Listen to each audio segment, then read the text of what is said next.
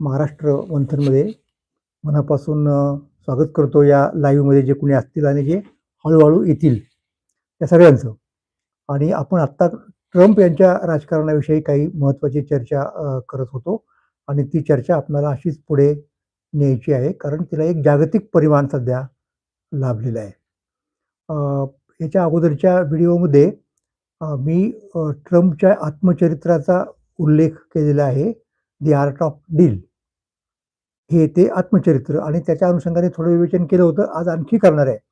पण तत्पूर्वी मला एक गोष्ट सांगायची आपल्याला, की अमेरिका हा जो देश आहे म्हणजे संयुक्त संस्थानं, ती खरं तर मुख्यत्वे करून इंग्लंडची म्हणजे ब्रिटनची एक कॉलनी होती, वसाहत होती.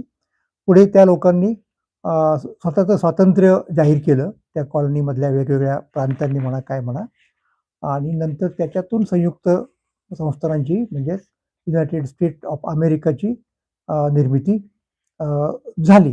त्यासाठी त्यांना इंग्लंडशी युद्धसुद्धा करावं लागलं हे आपण जाणतो.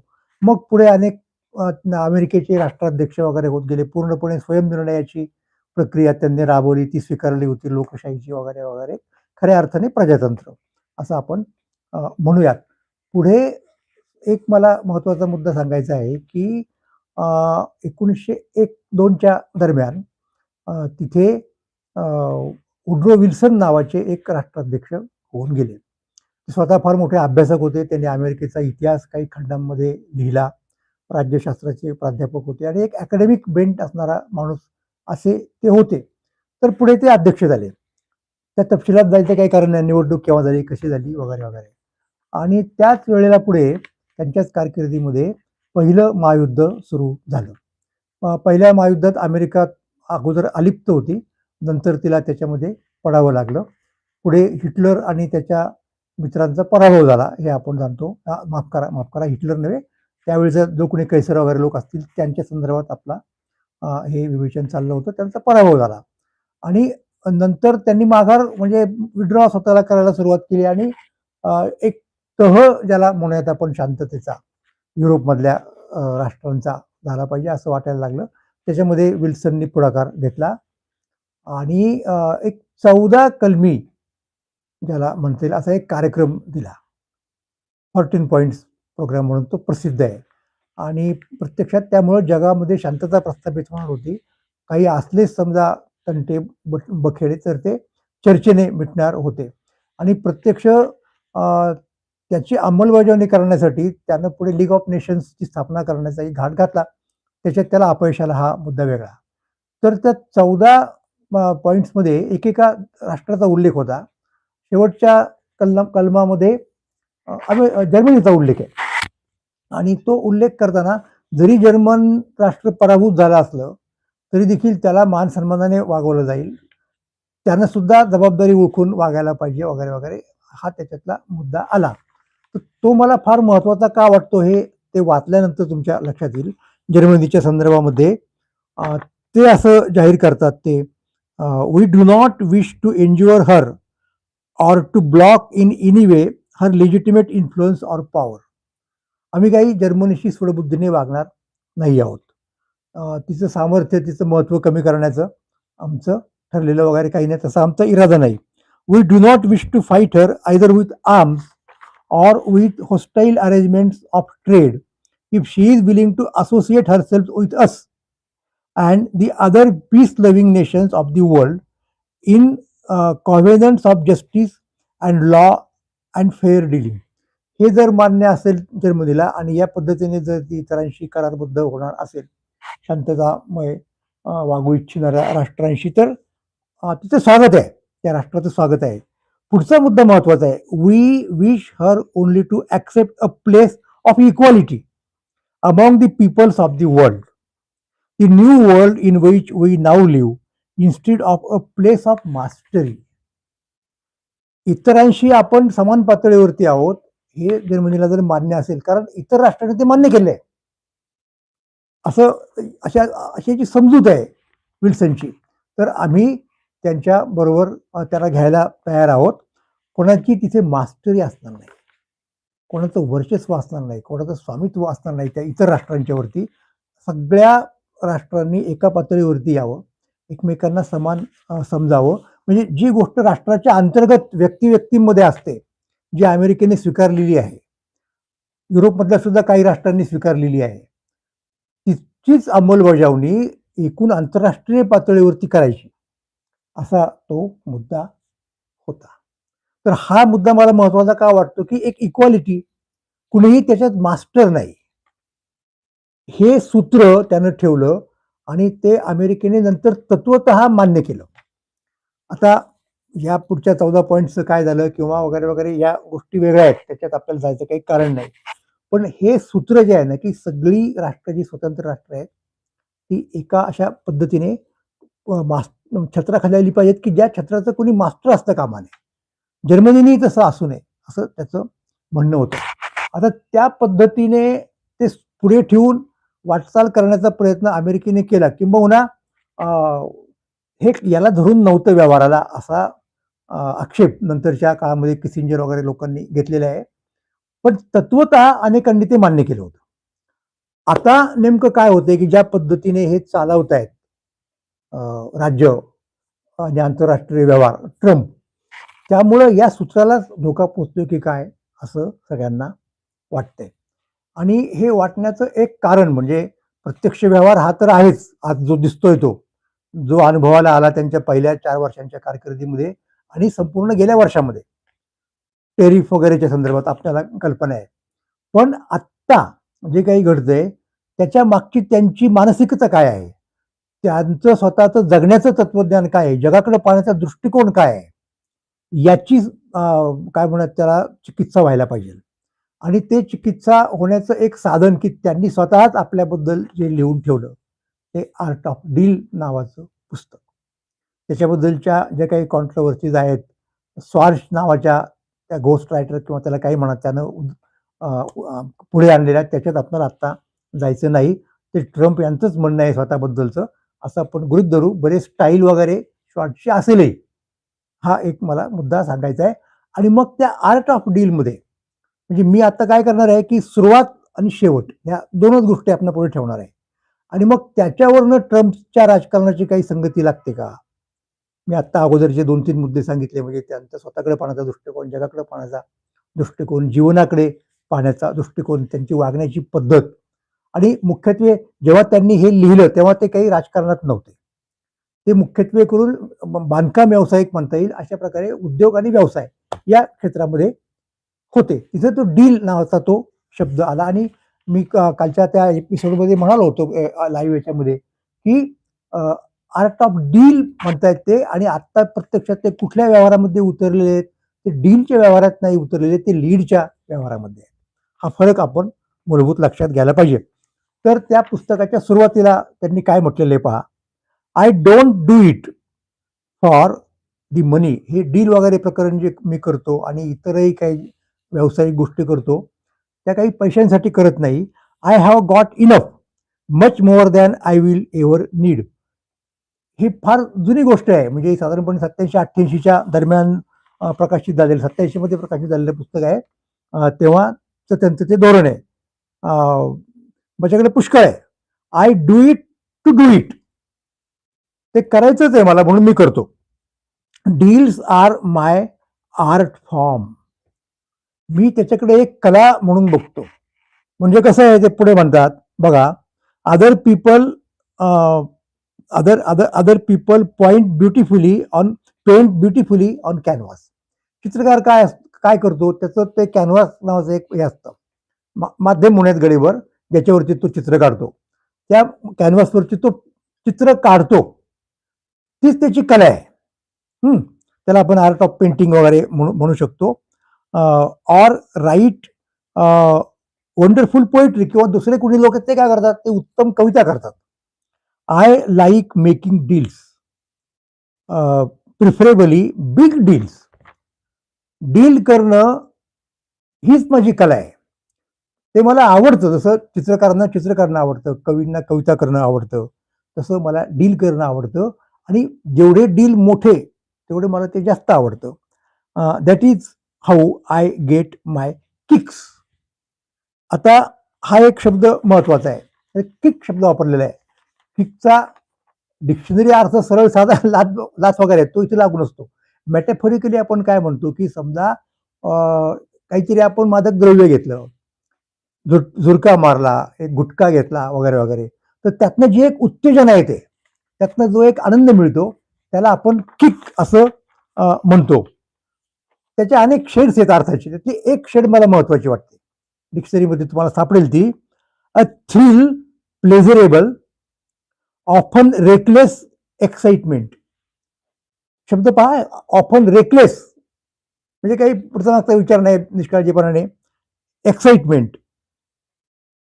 पुढे त्यांनी असं म्हटलेलं आहे, त्याचं उदाहरण देताना, या अर्थाचं उदाहरण देण्यासाठी त्यांनी एक वाक्य, डिक्शनरीमध्ये पद्धत असते कुठलं तरी एक वाक्य ज्याच्यामध्ये त्याचा उपयोग झालेला आहे.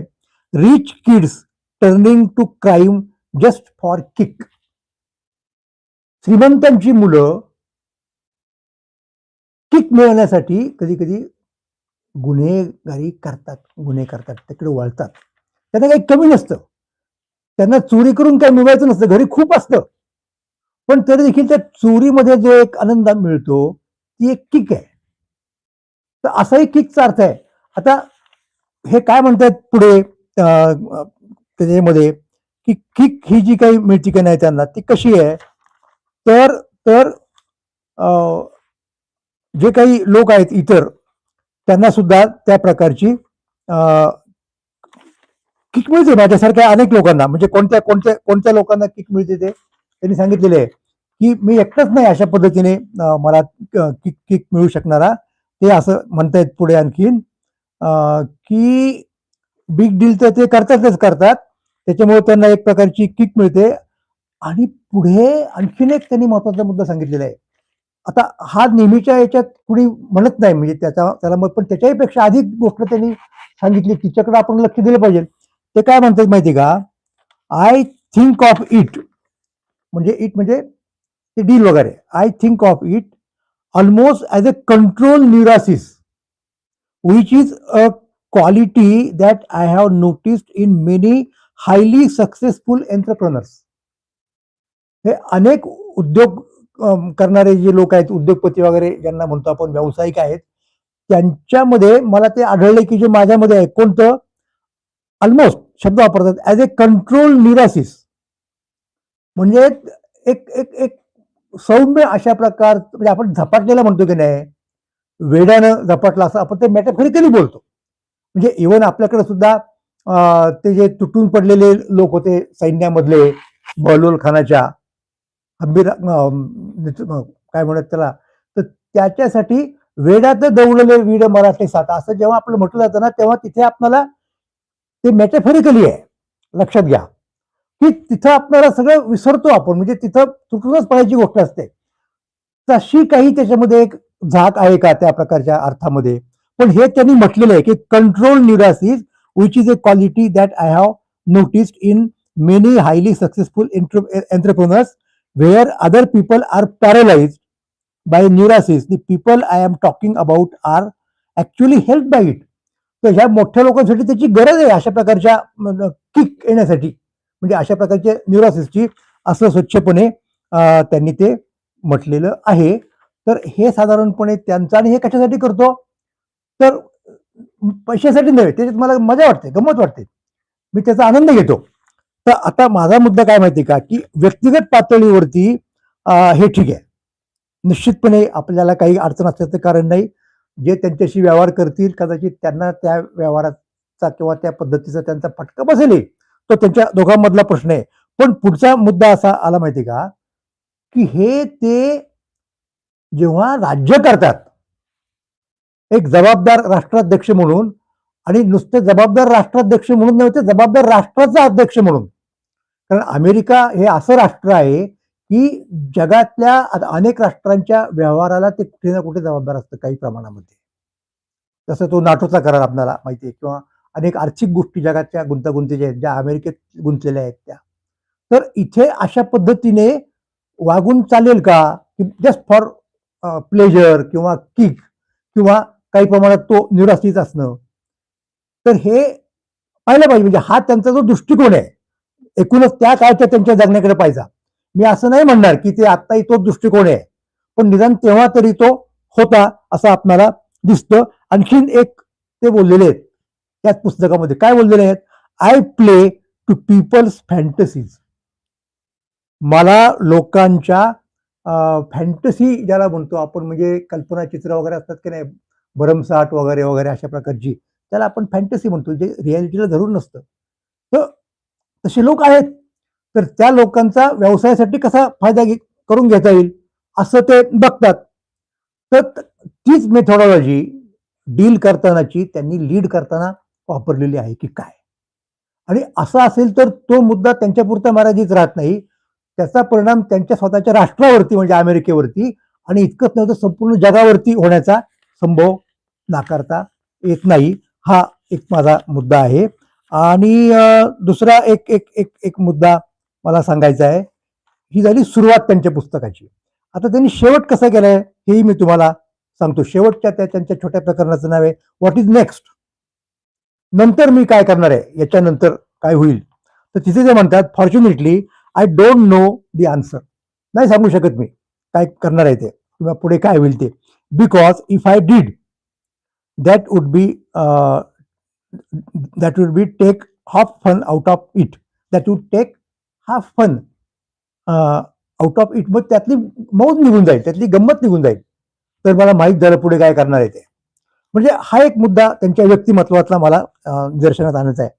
This is much I know, it would not be the same. एवढं मला माहिती आहे की ते माझं पुढचं आयुष्य हे असणार नाही असंच जसं आत्तापर्यंत होतं किंवा आत्ता आहे ते. हे केव्हाचे सांगतात, 1987 ची गोष्ट आहे. I have spent the first 20 years of my working life building, accumulating and accomplishing things that uh, uh, that said could not be done, that many could not have done. इतरांना ते करता आलं नसतं. हे मी आतापर्यंत केलेलं आहे. The biggest challenge I see ever the next 20 years, over next 20 years, to figure out some creative ways to give back some of what I have gotten. पुढची 20 वर्ष मी मला जे मिळालेलं आहे ते कसं इतरांना देता येईल, माझ्याकडे जे आहे ते मी फिगर आउट करण्याचा प्रयत्न करतायत असं ते म्हणतायत. In my life there are two things I have found. I am very good at overcoming obstacles and motivating good people to do this best work, to do their best work. दोन गोष्टी आहेत की मी अडथळ्यांना दूर करू शकतो आणि मी चांगल्या अतिशय चांगल्या लोकांच्याकडून चांगलं काम करून घेऊ शकतो असं त्यांच्या लक्षात आलेलं आहे. One of the challenges ahead is how to use those skills as successfully in the service of others as I have done up to now on my behalf. या गोष्टींचा आत्तापर्यंत उपयोग मी माझ्यासाठी केला, हा लोकांच्यासाठी कसा करता येईल हे मी बघतो. त्याच्यानंतरच्या 20 वर्षांसाठी ते बोलत होते, पण ती 20 वर्ष झाली तोपर्यंतही ते राजकारणात आलेले थेट दिसत नाहीत. पण नंतर ते राजकारणामध्ये आले, म्हणजे त्याच्या पुढच्या आणखी 20 वर्ष, आणि त्याच्यात मग तो हा त्यांचा या गुणांचा क्रिएटिव्ह उपयोग आहे का असा प्रश्न आपल्याला त्या संदर्भात विचारावा लागतो. सांगायचा मुद्दा माझा असा की ट्रम्प यांचं मूल्यमापन जर करायचं झालं, ते त्यांनी काय केलंय, काय करतात, काय करतील, तर त्यांचा जो सायकोलॉजिकल फिलॉसॉफिकल मेकअप आहे, घडणघडण आहे, तिचा विचार करणं आपल्याला गरजेचं आहे. आणि सुदैवानं त्यासाठी साधन सामग्री त्यांनीच उपलब्ध करून दिलेली आहे. मोठं पुस्तक आहे 400-500 पानाचं, त्या सगळ्याचा विचार करायची गरज नाही. त्यात त्यांचे वेगवेगळे प्रोजेक्ट्स त्यांनी कसे मिळवले वगैरे वगैरे, कशी मात केली प्रतिस्पर्ध्यावरती, याचा उहापोह आहे. त्याच्याशी आपल्याला कवडीत का आत्ता घेणं देणं नाहीये. फक्त त्यांची त्या पाठीमागची भूमिका कोणती होती, त्यांची दृष्टी कोणती होती, स्वतःकडे पाहण्याची, जगाकडे पाहण्याची, लोकांच्याकडे पाहण्याची, हे मला आपल्याला सांगायचंय. त्याचा उपयोग कदाचित त्यांच्या आजच्या राजकारणाची संगती लावताना होऊ शकेल. धन्यवाद.